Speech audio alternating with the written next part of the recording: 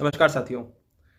कल 30 नवंबर को जो 5 राज्यों में चुनाव होने थे अलग अलग चरणों में, तो वो संपन्न हुए और तेलंगाना में अंतिम चरण जो रहा इन चुनावों का, तो तेलंगाना में वोटिंग के साथ ही ये पूर्ण हुआ। उसके बाद आज सारे दिन जो टीवी है वो एग्जिट पोल्स, न्यूज़ चैनल्स जो हैं उनके एग्जिट पोल्स से अटा पड़ा रहा और इसमें बहुत से बड़े बड़े उतार चढ़ाव हमें देखने को मिले। साथ ही आम आदमी के लिए एक दिक्कत की बात यहाँ मैंने देखी। जो पार्टियाँ जीत रही हैं, हार रही हैं, वो तो सब सियासत की बातें हैं, लेकिन एक बहुत ही अचंभित करने वाली बात मैंने ये देखी कि जैसे ही चुनाव संपन्न हुए वैसे ही कमर्शियल सिलेंडर के दामों को बढ़ाने की खबर हमें न्यूज़ चैनल पे देखने को मिल गई। तो ये एक बहुत ही अजीब सी चीज़ मेरे को लगी कि चलो, जैसे ही चुनाव खत्म हुए 4 महीने बाद लोकसभा के चुनाव हैं अप्रैल मई में, तो ये सोच थी मेरी कि शायद सिलेंडर के दाम ना बढ़े, लेकिन कमर्शियल सिलेंडर के दाम बढ़ा दिए हैं और हो सकता है कि जब लोकसभा के चुनाव हों तो फिर से उन्हें घटाने के लिए अभी के समय बढ़ाया गया हो। तो ऐसा है। अब आप देख लें, जो मतलब डोमेस्टिक लेवल पे जो घरेलू उपयोग के लिए अपने सिलेंडर्स लेते हैं तो जल्दी से बुक करा लें, पता चले कि 1-2 दिन बाद उनके भी दाम बढ़ जाएँ। तो खैर, ये बढ़ेंगे नहीं बढ़ेंगे वो एक अलग चीज़ है। अभी हम बात करते हैं आज के पूरे दिन जो हमें विभिन्न चैनलों पे, न्यूज़ चैनलों पे एग्जिट पोल्स देखने को मिले। सबसे पहले तो ये सवाल आता है कि ये जो एग्जिट पोल्स हैं, इनकी विश्वसनीयता कितनी है और क्या कोई सार्थकता है इन एग्जिट पोल्स की? क्या उपयोगिता है इनकी?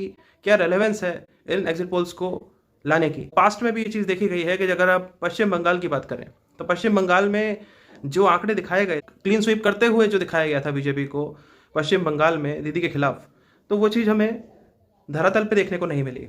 हुआ क्या था? हुआ वही कि फिर से एक बार ममता की सरकार बंगाल में बनते हुए हमें दिखी। तो खैर, अभी के जो एग्जिट पोल्स हैं उसमें हमें क्या देखने को मिला है और उससे क्या निकल के आ रही हैं बातें, उसके बारे में थोड़ा सा विश्लेषण कर लेते हैं, उनकी चर्चा कर लेते हैं। तो जो 5 राज्य थे जिन पे चुनाव हुए थे वो मध्य प्रदेश, छत्तीसगढ़, राजस्थान, ये तो हिंदी बेल्ट हो गई। दक्षिण भारत में तेलंगाना, जो कि आंध्र प्रदेश से निकला हुआ एक स्टेट है। कांग्रेस पार्टी जब सत्ता से हटी थी 2014 में, तो जाते जाते वो आंध्र प्रदेश का विभाजन करके एक कॉन्स्टिट्यूशन अमेंडमेंट के थ्रू तेलंगाना को बनाने की नींव रख के चले गए थे। और उसके बाद से हम देख रहे हैं कि दोनों बार जो चुनाव हुए हैं विधानसभा के, उसमें तेलंगाना राष्ट्र समिति के जो मेन नेता थे, मेन लीडर थे KCR, उनकी पार्टी सत्ता में आ रही थी। अब इस बार जो तेलंगाना के एग्जिट पोल हैं उसमें हमें तस्वीर बदली हुई दिख रही है, उसके बारे में बात करेंगे। और नॉर्थ ईस्ट का मणिपुर से सटा हुआ मिजोरम, यहाँ पे चुनाव हुए थे। तो ये जो 5 राज्य हैं, कांग्रेस कह रही थी कि 5 राज्यों में कांग्रेस की सरकार बन रही है। बीजेपी को उनके अपने दावे हैं, उन्हें लगता है कि मध्य प्रदेश में वो जीतेंगे, जो उनका गुड गवर्नेंस का एक मॉडल है। मामा की अब तक की रही है सरकार, जिस तरह की उन्होंने जो योजनाएं चलाई हैं और अब तक उनको जो सत्ता में वो रहे हैं, तो वो किन्हीं कारणों से रहे हैं और उन्हीं कारणों से वो दोबारा से सत्ता में आने की उन्हें उम्मीद थी। सियासी उठापटक भी हमने देखी। जो ग्वालियर, गुना, चंबल का जो इलाका है, वहाँ पे सिंधिया का जो प्रभाव है, तो सिंधिया बीजेपी के साथ आ चुके हैं, तो वो भी एक फैक्टर है। नॉर्थ ईस्ट में ऐसा है कि नॉर्थ ईस्ट में ना तो बीजेपी और ना ही कांग्रेस, दोनों में से किसी को बहुमत नहीं मिलेगा। और ऐसा भी नहीं है कि कोई ऐसी इतनी सीट मिले कि वो बताने लायक हो। तो बहुत कम सीटें मिल रही हैं दोनों ही पार्टीज़ को मिज़ोरम में। और जो मिज़ोरम है वहाँ पे जो रीजनल पार्टीज़ हैं उन्हीं का दबदबा है। जो सत्ता में थी मिज़ो नेशनल फ्रंट, वो बीजेपी के सपोर्ट में थी, वो एनडीए का पार्टनर भी है, तो वो वहाँ से हटने वाले हैं सत्ता से। मणिपुर का कुछ असर वहाँ पे देखने को पक्का मिलेगा हमें इस बार की जो वोटिंग हुई है, क्योंकि जो मैतई और कुकई के बीच में, इन ट्राइबल ग्रुप्स के बीच में जो संघर्ष हुआ था, हिंसक संघर्ष, उसका प्रभाव मिज़ोरम में ना देखने को मिले, ऐसा हो नहीं सकता। मैतई कम्युनिटी के बहुत से लोग वहाँ पे रहते भी हैं मिज़ोरम में, तो बीजेपी का तो कोई मतलब ही नहीं है वहाँ पे जीतने का। कह रहे हैं अब एग्जिट पोल्स के वहाँ पे 0 सीट्स आ सकती हैं बीजेपी की, और कांग्रेस की भी इक्का दुक्का सीटें आएंगी, और जो रीजनल पार्टीज़ हैं उन्हीं के बीच में कॉम्पिटिशन है। तो इसलिए नॉर्थ ईस्ट का जो मिज़ोरम है, 7 सिस्टर्स वाला स्टेट, इसको हम ये मान लेते हैं कि कांग्रेस और बीजेपी दोनों ही यहाँ पे कॉम्पिटिशन में नहीं है। तेलंगाना की बात करें तो तेलंगाना में क्या है कि तेलंगाना में एंटी इनकम्बेंसी फैक्टर KCR के विरुद्ध बहुत बड़ा रोल प्ले करने जा रहा है इस बार। और यहाँ पे ऐसा भी है कि जो कांग्रेस को यहाँ पे कर्नाटक में जीत मिली है इतनी बड़ी, उसका प्रभाव उसके समीपवर्ती राज्य में ना पड़े, इसकी संभावना बहुत कम है। तो उसका प्रभाव भी होगा। वही वाला जो उनका एक तरीका था चुनाव लड़ने का कर्नाटक में जो था, उसी को तेलंगाना में भी कांग्रेस ने लगाया है यहाँ पे। दूसरा, जो वहाँ के प्रदेश अध्यक्ष बनाए हैं वो भी बहुत एक्टिव हैं और उन्होंने बहुत सही तरीके से कैंपेन को आगे बढ़ाया है। राहुल गांधी की जो रैलियां थी वहाँ भी बहुत भीड़ देखने को। एक ये था कि बीजेपी ने अपना नुकसान कैसे किया, सेल्फ गोल कैसे किया, कि उनके जो खुद के प्रदेश अध्यक्ष थे वो पदयात्रा कर रहे थे और पदयात्रा के बीच में ही उनको उनकी कुर्सी से हटा दिया गया। तो ये नुकसान किया उन्होंने। फिर बीजेपी ये कह रही थी कि वो केसीआर को जो भ्रष्टाचार के मामले हैं उसमें वो जेल भेजेंगे, लेकिन उन्होंने वो भी नहीं किया, केसीआर को जेल नहीं भेजा। तो लोगों में ये चीज़ एक मैसेज गया कि केसीआर के साथ बीजेपी मिली हुई है कि ताकि कांग्रेस सत्ता में ना आए। तो ये भी एक फैक्टर वहाँ पे अपना रोल अदा करने जा रहा है। लोगों ने तय कर लिया कि अगर केसीआर जा रहे हैं तो एंटी इनकम्बेंसी वाले जो वोट्स होंगे वो सारे के सारे कांग्रेस की झोली में जाएंगे। तो इसीलिए तेलंगाना में एग्जिट पोल्स भी यही कह रहे हैं कि संभावना सबसे ज़्यादा कांग्रेस की सरकार बनने की है। अब बात कर लेते हैं हिंदी पट्टी की।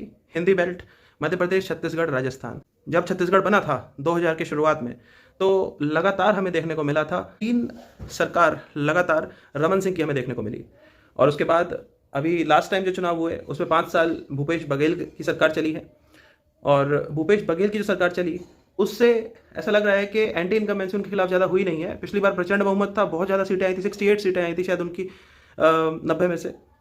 तो वो एक बहुत बड़ी विक्ट्री थी। इस बार हो सकता है मार्जिन थोड़ा कम हो, लेकिन छत्तीसगढ़ में कांग्रेस जीतती हुई दिख रही है। जनता खुश है वहाँ पे भूपेश बघेल के काम से। तो कांग्रेस की सरकार छत्तीसगढ़ में बन रही है। अब राजस्थान और मध्य प्रदेश की बात करते हैं। तो मध्य प्रदेश में ये कहा जा रहा था कि कांग्रेस इस बार सरकार बनाने जा रही है। सरकार तो पिछली बार ही कांग्रेस की बन रही थी, लेकिन बाद में फिर जो सिंधिया हैं वो कांग्रेस से अलग हो गए। कमलनाथ की जो सरकार बनी थी, नाराज हुए थे वो कि भाई उनको सीएम नहीं बनाया गया, और सिंधिया ने कमलनाथ की सरकार गिरवा दी थी और बीजेपी के साथ जाके वो बैठ गए। आज वो केंद्र में मंत्री हैं, जिस पद पे वो पहले भी रह चुके हैं। लेकिन वही था कि उनको सीएम नहीं बनाया, तो उस बात से नाराज होकर वो उन्होंने कांग्रेस की सरकार गिरवा दी। अब कयास ये लगाए जा रहे थे कि इस बार जो जनता की नाराजगी पिछली बार दिखी थी विधानसभा चुनाव में 5 साल पहले, वही कंटिन्यू रहेगी, क्योंकि बीजेपी के खिलाफ वोट दिया था पिछली बार लोगों ने, और जनता इस बार बीजेपी के खिलाफ ही वोट देगी, क्योंकि पिछली बार बीजेपी को हराना चाहा था, बीजेपी ने फिर भी सरकार बना ली हारने के बाद भी। तो इस बार कांग्रेस की सरकार बनेगी। लेकिन अभी एग्जिट पोल जो है वो उल्टी एक तस्वीर दिखा रहे हैं। उसमें दिखा रहे हैं कि मामा को प्रचंड बहुमत मिल रही है। तो अब क्या होगा ये देखने वाली बात है। मतलब जो जीत रहा था यहाँ पे उसे हारता हुआ दिखाया जा रहा है। यहाँ पे कांग्रेस जीतती हुई दिख रही थी। रणदीप सुरजेवाला हरियाणा के जो नेता हैं, यहाँ पे उन्होंने कैंपेन किया। कर्नाटक में उनके अंडर जो चुनाव हुआ उसमें विक्ट्री भी मिली कांग्रेस को। तो उम्मीद लगाई जा रही थी कि इस बार भी एमपी में विक्ट्री मिलेगी उनके अंडर, और उसका श्रेय भी पूरा पूरा रणदीप सुरजेवाला को मिलने जा रहा है। लेकिन अभी जो ये सर्वे आए हैं इसमें एक प्रश्न चिन्ह लग गया है कि क्या एमपी में कांग्रेस की सरकार बन रही है? क्या एंटी इनकम्बेंसी का फायदा कांग्रेस को मिलने जा रहा है? क्या इतने समय का जो एक अकाल रहा, सत्ता से अलग रहे, दूर रहे जो कांग्रेस के नेता, क्या वो कांग्रेस के नेता इस बार सरकार बनाने जा रहे हैं? इन सब बातों पर प्रश्न चिन्ह लग चुका है आज के एग्जिट पोल के बाद। अब फाइनली राजस्थान की बात कर लेते हैं। तो राजस्थान में एक रिवाज रहा है कि पार्टी हर 5 साल बाद बदलती है। एक बार कांग्रेस आती है, फिर बीजेपी आती है, फिर कांग्रेस, फिर बीजेपी। तो ऐसे ऑल्टरनेटिवली ये बदलते रहते हैं। लेकिन इस बार ये कहा जा रहा है कि इस बार राज नहीं बदलेगा, इस बार रिवाज बदलेगा। यानी कि राज अभी कांग्रेस का है और रिवाज ये है कि कांग्रेस के बाद बीजेपी आएगी। लेकिन इस बार ये रिवाज बदलेगा और जो कांग्रेस का राज है वो कायम रहेगा। तो देखते हैं क्या होगा। कहा जा रहा है कि लोग अशोक गहलोत की जो नीतियां हैं उससे बहुत खुश हैं। ऐसा भी कहा जा रहा है कि जो गरीब तबका है उसके लिए अशोक गहलोत की जो सरकार है उन्होंने बहुत सारे ऐसे वेलफेयर स्कीम्स चलाई हैं। वहाँ पे जो एक सोशल सिक्योरिटी की स्कीम अगर हम देखें, जिसमें हेल्थ इंश्योरेंस 25 लाख तक का एक परिवार को दिया गया है, जो कि बहुत ही कहा जाए कि बहुत बड़ा कदम है और मीनिंगफुल एक स्टेप है लोगों की वेलफेयर को लेके। क्योंकि लोगों की जो गाड़ी कमाई होती है मेहनत की, वो सारी उनकी हेल्थ केयर के जो एक्सपेंसेस होते हैं उसको भरने में लग जाते हैं। जो हेल्थ इंश्योरेंस होता है उसको खरीदने के लिए लोग सोचते हैं कि भाई इतना खर्चा क्यों करें, हम तो बीमार होंगे ही नहीं। तो फिर वो हेल्थ केयर के जो इंश्योरेंस होता है उसे खरीदते ही नहीं है। तो सरकार अपनी तरफ से आगे बढ़ के ये कदम उठाए तो ये तो एक बहुत ही वेलकम मूव है। और ये चीज़ राजस्थान में कम से कम हमें देखने को मिली। सिलेंडर भी उन्होंने सस्ता किया और इतने सारी उन्होंने जो घोषणाएं करी, तो लगता है कि जो माना जा रहा था कि बीजेपी के चांसेस ज़्यादा ब्राइट हैं राजस्थान में, तो एग्जिट पोल सब उससे उल्टी तस्वीर दिखा रहे हैं आज, जो आज टीवी में हमें सुबह से देखने को मिल रहा है। तो बस यही बातें हैं। इसी बीच में ये भी था कि एक कल हमने देखा कि इन्होंने अपना एक वीडियो लीक करा दिया था आज तक वालों ने, जिसमें राहुल कंवल और राजदीप सरदेसाई ये दोनों थे, और एक इनका जो एक जाना माना व्यक्ति है जो इनके लिए सर्वे कराता है एग्जिट पोल के, ये तीनों उसमें थे। और उसमें कुछ ऐसी बातें चल रही थी कि क्या इसको दिखाया जाए, ये जो फिगर्स हैं, जो नंबर्स हैं, फजीहत हो जाएगी, इस तरह की बातें करी जा रही थी। लेकिन फिर पता चला कि ये जो स्टिंग ऑपरेशन था या फिर लीक वीडियो थी, ये सब डेलिबरेट था, जानबूझ के उन्होंने किया था, सिर्फ एक हाइप क्रिएट करने के लिए कि लोग उनके इस वीडियो को फिर और उत्सुकता से देखें। तो खैर वो जो भी है, और मेरा मानना यही है कि ये एग्जिट पोल्स हैं, इनको सही ना मान लिया जाए। ये सिर्फ हो सकता है कि लोगों को बांधे रखने के लिए, एक टीआरपी बनाए रखने के लिए, एड रेवेन्यू के लिए लोग ऐड देखें, लोग टीवी से चिपके रहें जिन्हें राजनीति में दिलचस्पी है। और दिलचस्पी तो खैर सभी को होती है, कौन ऐसा है जिसको राजनीति में दिलचस्पी नहीं होगी। आप भी इस वीडियो को अगर अभी तक देख रहे हैं तो इसका मतलब ये है कि आपको राजनीति में दिलचस्पी है, और शायद उन बातों को मैं आपके सामने इस तरीके से प्रस्तुत कर रहा हूँ कि वो आपको पसंद आ रही हैं, आपको बांधे रख पा रही हैं। तो खैर ये हमारा विश्लेषण था। अब आप अपनी राय रखिए कि इन 5 राज्यों में क्या होगा। जहाँ तक मुझे लगता है, मेरा तो यही कहना है कि मिज़ोरम को हम हटा देते हैं, तेलंगाना में कांग्रेस की सरकार बनेगी, छत्तीसगढ़ में कांग्रेस की सरकार बनेगी, राजस्थान में मुझे थोड़ा लग रहा था कि क्या होगा, क्योंकि मेरे हिसाब से मुझे वही लगा कि एंटी इनकम्बेंसी हो सकती है अशोक गहलोत के खिलाफ। तो ये भी चीज़ है कि मेरे हिसाब से वहाँ पे 50-50 है कि बीजेपी या कांग्रेस में से किसकी सरकार बनेगी। और जहाँ पे सीटें नज़दीक होती हैं, 50-50 वाली बात होती है, तो वहाँ पे तो हमें फिर ये भी पता है कि हॉर्स ट्रेडिंग शुरू हो जाती है, विधायकों की खरीद फरोख्त शुरू हो जाती है, सरकार मिशन कमल वहाँ पे हमें देखने को मिल जाता है, और सरकारें गिराई जाने की कवायद ये शुरू हो जाती हैं। तो ये सारी बातें हैं। आपकी क्या राय है, आप शेयर करिएगा।